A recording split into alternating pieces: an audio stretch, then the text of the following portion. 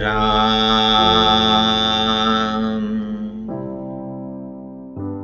यह प्रवचन श्रद्धेय सेठ जी श्री जयदयाल जी गोयनका द्वारा सुबह 4 बजे दिया गया।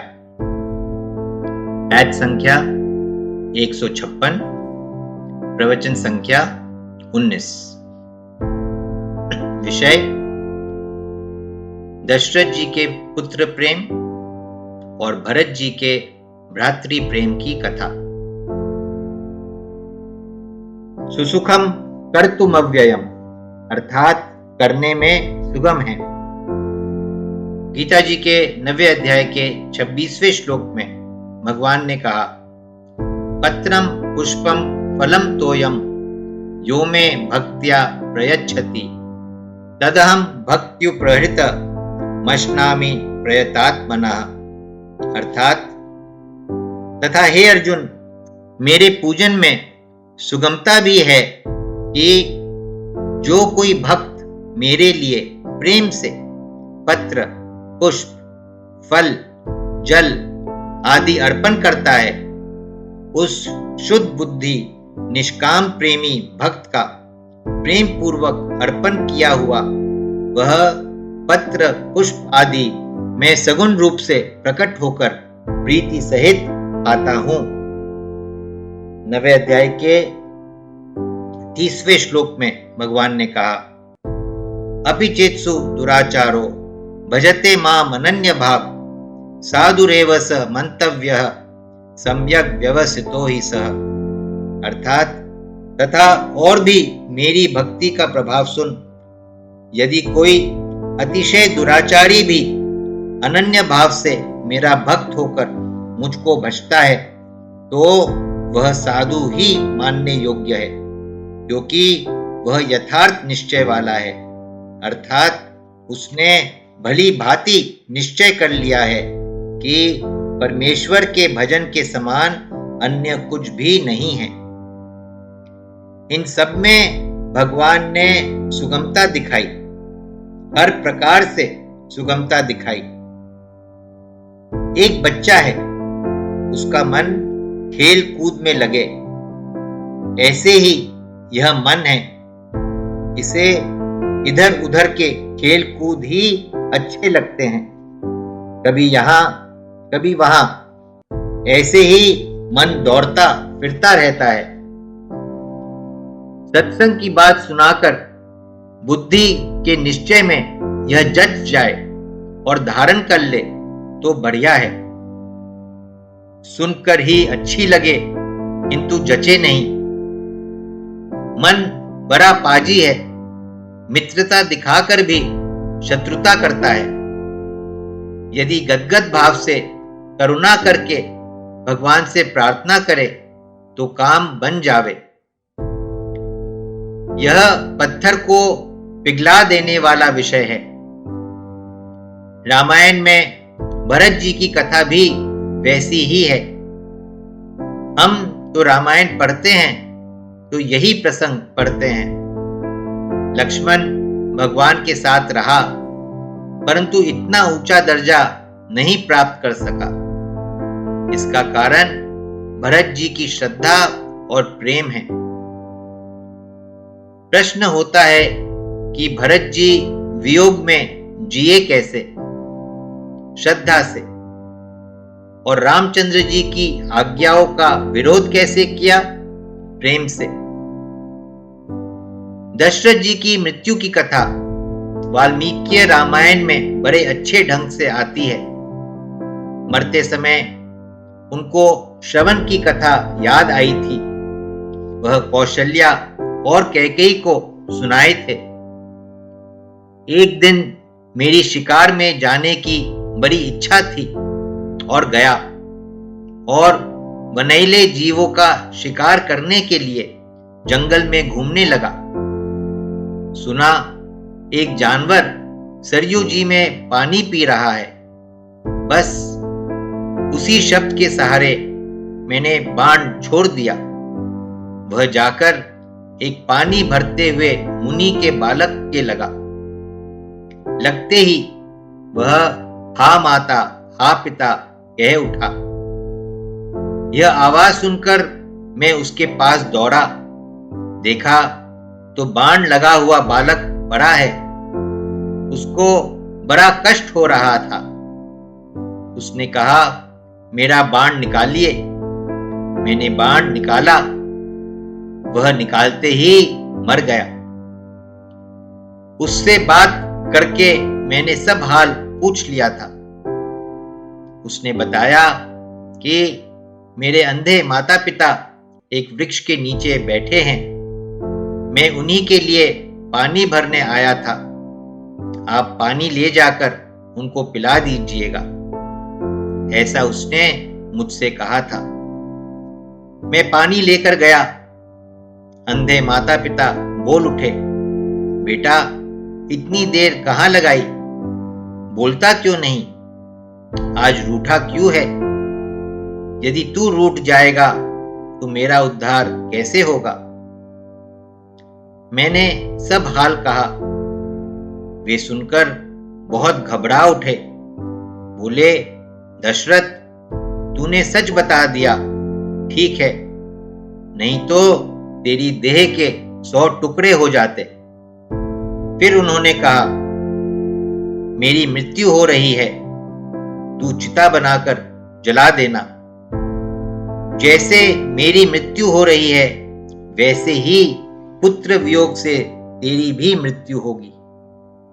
मैंने सोचा, मेरे तो पुत्र ही नहीं है, निस्संतान हूं। अच्छा है, इसी शाप के बहाने से पुत्र तो हो जाएंगे। वही बात आज याद आ रही है। कौशल्य, ओह क्या बताऊं। ऐसा कहकर राजा को जाड़ा लगा और प्राण छोड़ दिए। यह तो पुत्र प्रेम का उदाहरण है। भरत जी का भ्रातृ प्रेम और भगवान जानकर भी प्रेम था। भरत जी का भ्रातृ भाव समुद्र है, प्रेम समुद्र है। उसमें राज्य जो है वह कांजी की बूंद के समान है। तो क्या कांजी की बूंद समुद्र को फाड़ सकती है? भरत जी कहते हैं, मेरे कारण श्री रामचंद्र जी का वनवास हुआ। मेरा जीवन धिक्कारने योग्य है। कैकेयी ने नाहक मुझे पैदा किया।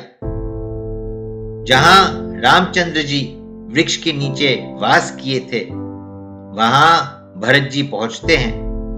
कितना प्रेम है। सीता जी का एक वस्त्र का तारा पड़ा देख लेते हैं।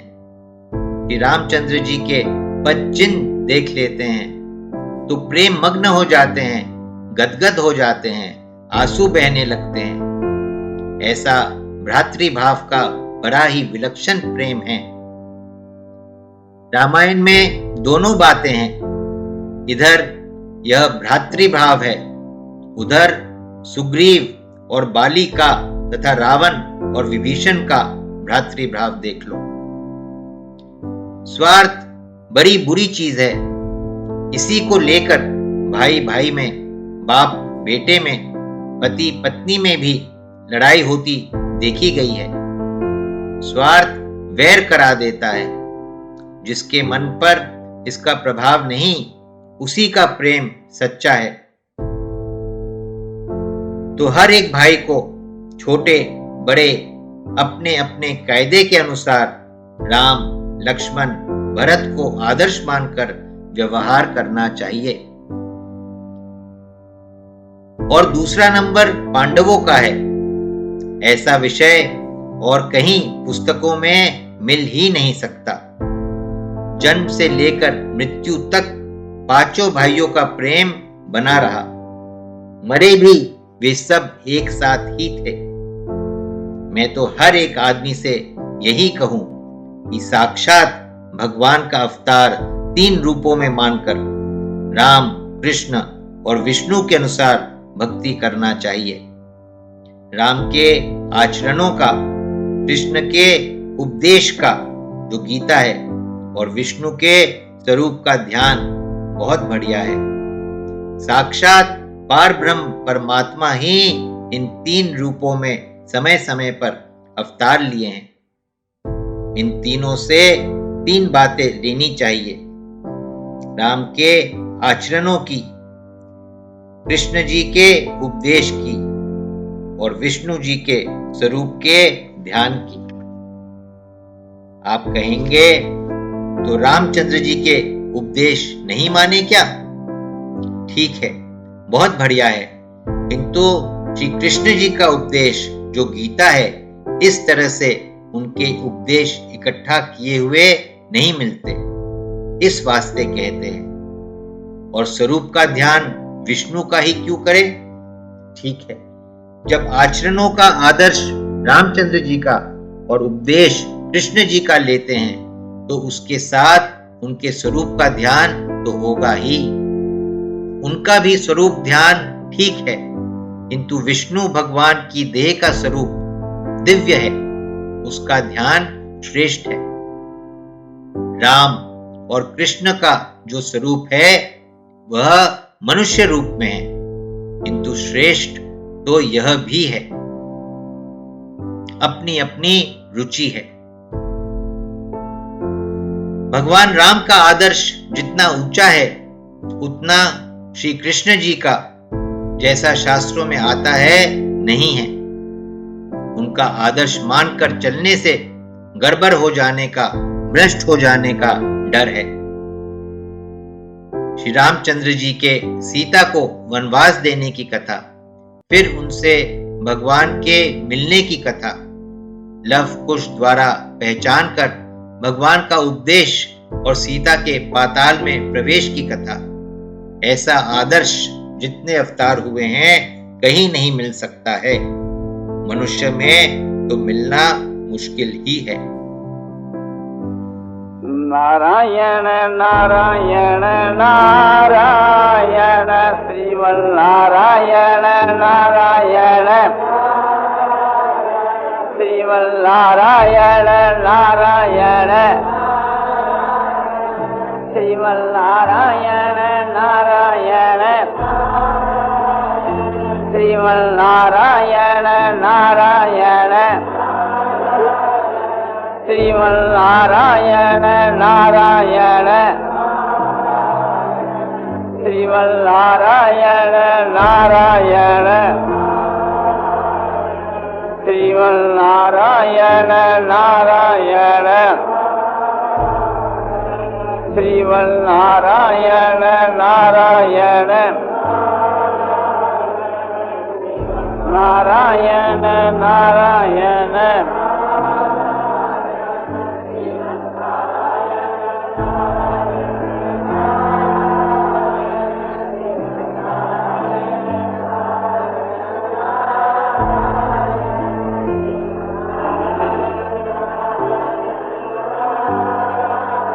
आनंदमय आनंदमय पूर्णानंद अपारानंद शांतानंद घनानंद अचलानंद ध्रुवानंद नित्यानंद बोधस्वरूपानंद ज्ञान स्वरूपानंद आनंद जी आनंद आनंद जी आनंद शांति शांति शांति।